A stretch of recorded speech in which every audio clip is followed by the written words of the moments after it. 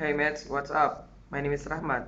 Have you ever been a part of an organization that held a festivals, or have you ever been watch schools festivals?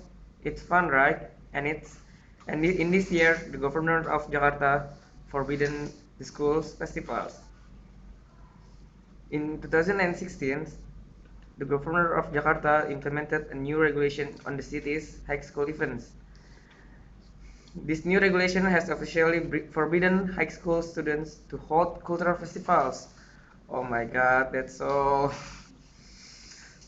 Actually, before the new regulation was implemented, cultural festival had always made high school students excited because of the good effects they had on the students both in the terms of fun and in terms of education.